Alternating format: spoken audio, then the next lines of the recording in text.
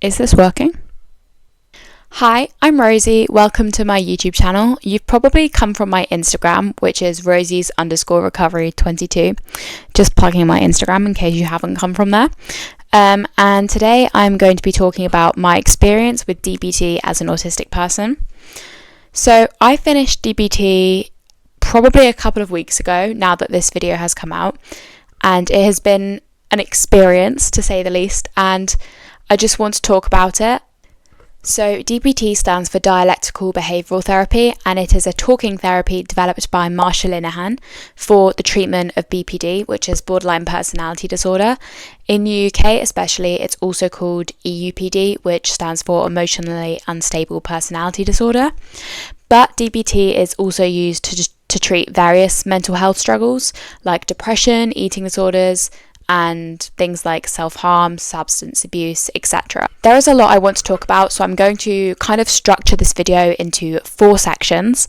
The first one is going to be the positives of DBT. The second one is going to be the things that I struggled with. The third one is going to be kind of my perspective as an autistic person, and then the final segment is going to be answering the questions that you asked in the Q&A box on my Instagram. But today I'm going to try and make the video that I wish I'd seen before I started DBT. So I hope this is helpful for some of you. So for me, the course was 6 months long, and I did a 2-hour group session each week, and then I saw my one-to-one therapist every module, or a couple of times every module, but for most people it is once a week. So I feel like I just want to give a little bit of context so you know what my perspective is and kind of the viewpoint that I'm coming from.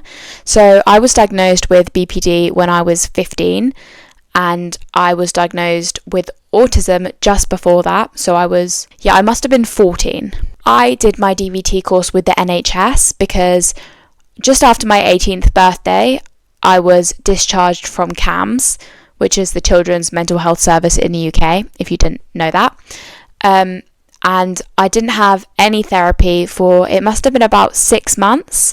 But then this June, so June of 2025, I started this therapy course with adult services on the NHS. I'm going to start with the negatives because I feel like I should get that over and done with. So in the group that I did, there were 2 facilitators who basically ran the group. It was kind of like almost like a teacher and student kind of vibe, but I did feel like there was a disconnect between the facilitators and the patients. It almost seemed like they didn't quite understand how difficult it is to implement the skills, and they didn't seem to quite understand how intense our emotions are and how difficult having BPD is, if that makes any sense. It felt like they were talking about it from outside the box. They hadn't actually experienced it themselves. I don't know whether that was actually the case or not, but that's what it felt like from my perspective. And I think sometimes it did feel slightly invalidating, if that makes sense. Also, I did struggle with my one-to-one therapist. Absolutely nothing on a personal level, but I just didn't feel like we had a very good relationship. And I think part of that was because I only saw her once every module, which is like once every 4 to 6 weeks. So we never really had time to build up that relationship. And because of that, I found it very difficult to open up to her. And I think at the beginning, this led to me feeling quite alone, and doing the therapy felt like a lot. It was very difficult for me. And because of this, I actually did think about dropping out and, giving up multiple times. I sent the email saying that I wouldn't be coming to group anymore. And then every time I just changed my mind. So I did struggle with that. I think especially at the beginning, because I had just been distracting myself consistently for such a long time from my BPD symptoms. Having to do skills to actively combat them and to actually feel my emotions was making everything feel so much more intense. So I think doing the therapy did make things more difficult for me at the start, and I really could have done with that extra one-to-one support. The group setting was also something that I found very challenging.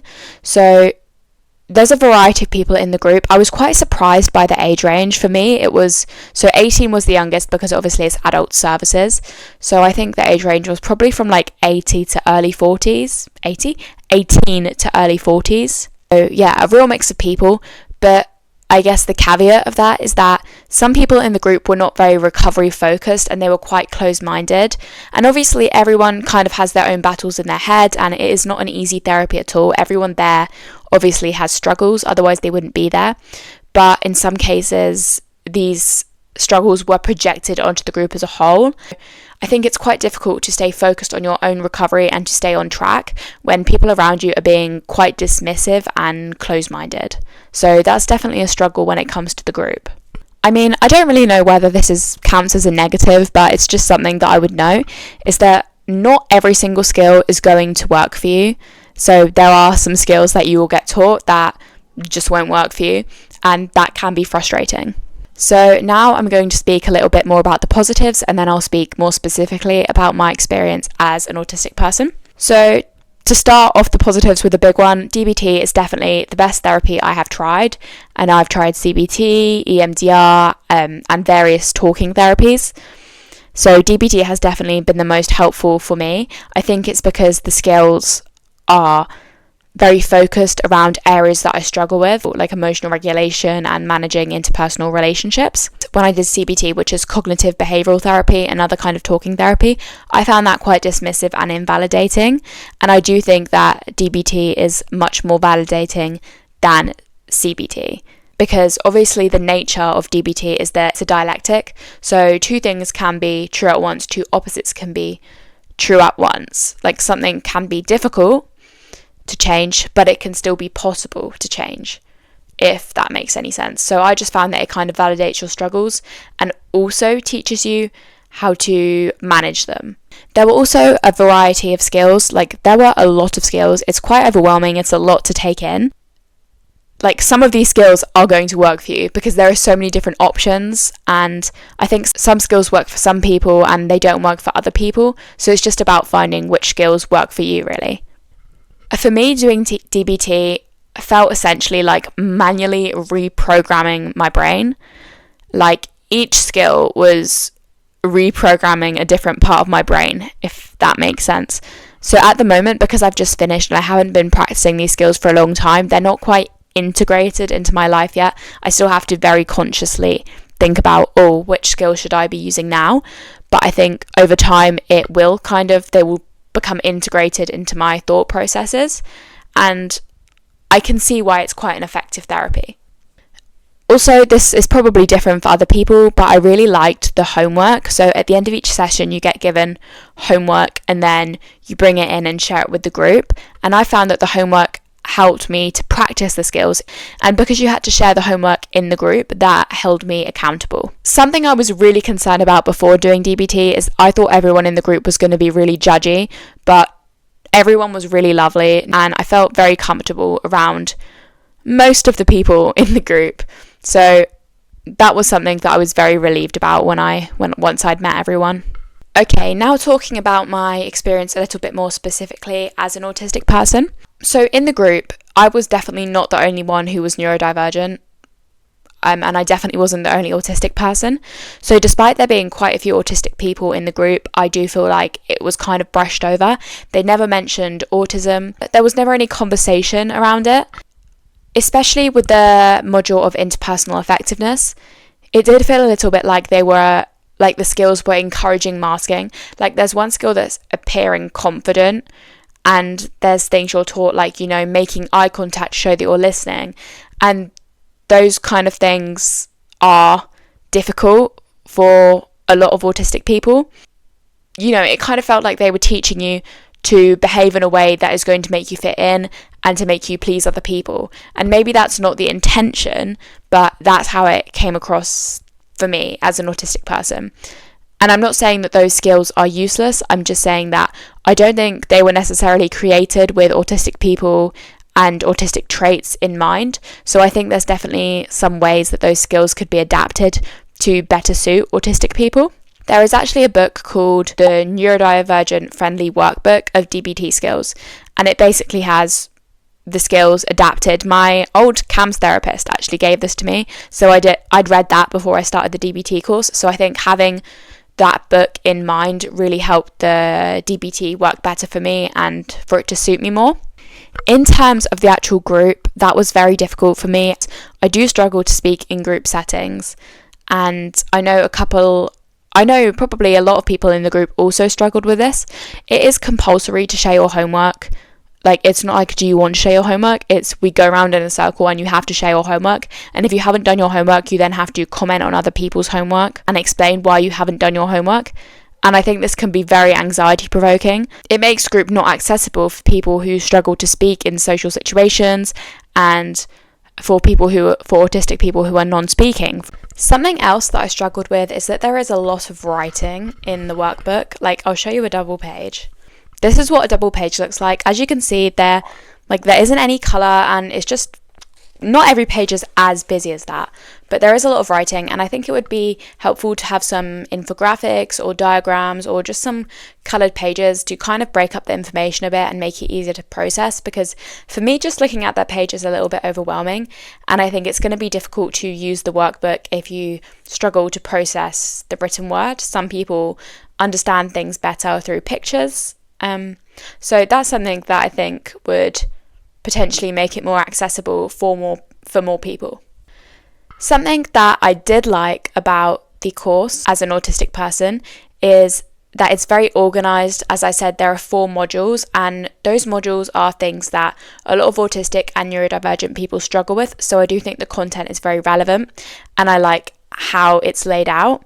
I like that there is a handout to go with each worksheet. So if you kind of forget the skill, you can read the handout and that will help you fill in the worksheet. Yeah, so I do think it's a good therapy that can definitely be effective for autistic and neurodivergent people. There are things that could make it more neurodivergent friendly and more neurodivergent affirming. Now I'm going to answer some of the questions that you guys asked on my Instagram. So one question was asking what was the hardest part, and for me it was probably the group setting, because of the reasons I've explained before. I was really nervous. Even though everyone in the group was really lovely, sharing the homework each week was very challenging for me, and in some cases speaking out loud in front of a group of people was really difficult. But I did also struggle to be open-minded with all the skills, because some skills I just heard and I was like, my brain instantly said, this isn't going to work for me, this is silly, and it's difficult to still try those skills and to practice them. So I think it is important to come in with an open mind, but it's not easy, and that's something that I really struggled with. Another question was what are my favourite skills and what are my least favourite skills. So my least favourite skills are mindfulness, because I just find them really difficult. I find that when I'm conscious of my current thoughts, I struggle to just let them float by. I always overthink them, and then I criticise the fact that I'm overthinking them, and then I just become more stressed. So that's definitely something that I need to work on. Another skill that I don't particularly like is willing hands and half smile, just because it's not something that works for me personally, but it might work for you. So I think it's important to approach all the skills with an open mind, and then you will work out what works for you and what doesn't. In terms of my favourite skills, I love Dear Man, which is the interpersonal effectiveness module. I love radical acceptance. I like tip. I like pros and cons. Oh yeah, I love opposite action. I use a lot of those on a day-to-day basis. Those are some of my favourites, and I do have an Instagram post where I talk about those skills, why they're my favourites, and what the purpose of them is. So feel free to have a look at that if it will be helpful for you. And then a question which is a good question is, did I find the tough love aspect of DBT invalidating? Personally, I didn't. It wasn't always easy to hear. It's harsh, but I do think it's necessary, and I personally didn't find it invalidating, because I recognise that it's not easy to find a balance between validating someone's experiences while also encouraging them to change their behaviour. I think this probably has quite a lot to do with your facilitators, but for me, I feel that they did this quite well. I didn't feel invalidated in regards to this, at least. Question that got asked a couple of times actually is, how did I find the group? For me, it was the most difficult part of the therapy for reasons I've already explained. So if you've made it this far in the video, you probably already know. But essentially, just because of social anxiety, I do think the group is beneficial, and I do understand why it is a part of DBT. And I will say that it wasn't as bad as I expected when I first came in. Everyone is so lovely, but it was difficult for me, especially when it came to sharing the homework and sharing how I'd practice the skill. I found that very nerve-wracking. A question which I don't know why, but I do feel a little bit nervous to answer this is, how do I feel about finishing the course? I have mixed feelings. First of all, I am glad that I get to move on and use these skills as part of my daily life and hopefully continue my recovery with these skills in mind now. But at the same time, I'm worried about how I'm going to keep them at the forefront of my mind and I'm not going to let myself get out of practice. I think it's going to be more difficult to stay on track without the accountability of homework and going to group each week. Overall, I do feel like I'm ready to have completed the course. I don't feel like I need to do it again. I feel like it's just about learning to implement those skills in my life and for them to become more integrated. And I think that's just a time and practice thing, to be honest. So I feel pretty good about finishing the course. Although obviously just change is nerve-wracking in general, so it is mixed feelings. A question which was very interesting was, how does DBT compare to other therapies that I've done? So as I mentioned earlier, I've done a few courses of CBT, behavioural activation, EMDR. I didn't finish EMDR, but I did a few sessions. Yeah, so I've done a lot of talking therapy, and for me, DBT was the most effective, but I will say it's also the most intensive. I do want to say, because I'm comparing it to other therapies, this course of DBT is the only time I've fully engaged and committed to making a change. So I don't think it's necessarily a fair comparison.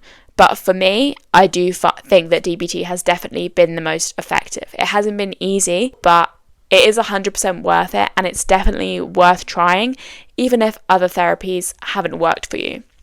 Because I know CBT doesn't work for a lot of people. So there are 2 more questions left. One is how to implement DBT skills in situations where you feel overwhelmed.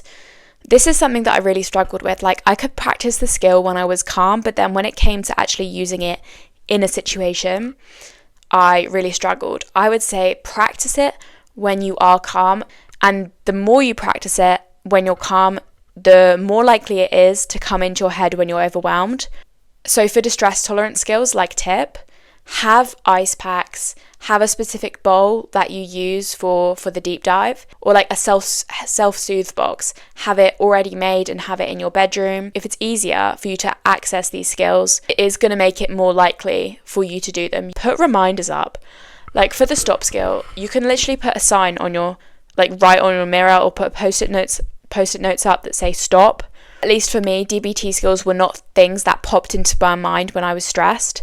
Like, unhealthy coping mechanisms always popped in first. But if you put up reminders, it might kind of bring you back to the skills and make you more likely to use them. The other question was how to practice skills on a day-to-day basis. I do make sure that I practice a skill, at least one skill every day. The homework really helped with that, especially the ones where you have like a chart, a table, and you have each day of the week, you put the skill that you practiced and then how effective it was. I think that's really helpful. So that is something that I might continue doing even though I've now finished. I think I've answered all of your questions. If I haven't, or you have another question, feel free to put it in the comments or DM me on Instagram. I think I'm just gonna finish this video with some final advice. I do not want anything I've said in this video to discourage you from doing DBT. There are things that are difficult, but it is 100% worth it. This therapy has changed my life. I'm so glad that I persevered, even though I thought about quitting so many times. And you have absolutely nothing to lose by trying this therapy if you have the opportunity to. So even if you only take 2 skills from the entire course, you've left with something that you didn't have at the start. And another thing I want to say is that advice for people going into DBT is try to go in with an open mind. I know some of the skills might seem a bit airy-fairy, or they might seem silly. You might feel self-conscious doing them. You might just think they're never going to work for you. But go into it with an open mind as much as you can, and practice the skills even if you think they're not going to work for you. You know, do the homework, because you don't know if a skill is going to work for you until you practice it. Because you might be surprised, there were skills that I thought were just not for me, and then they ended up being some of my favourites. If you're going to do the course, fully commit, because there are definitely things you can take from it. I hope this video has been somewhat helpful. I feel very odd speaking into a camera with a microphone. I got this microphone for Christmas, by the way, and I'm glad that I finally found a use for it. If you have any questions, put them in the comments, and thank you for watching. Yeah, bye!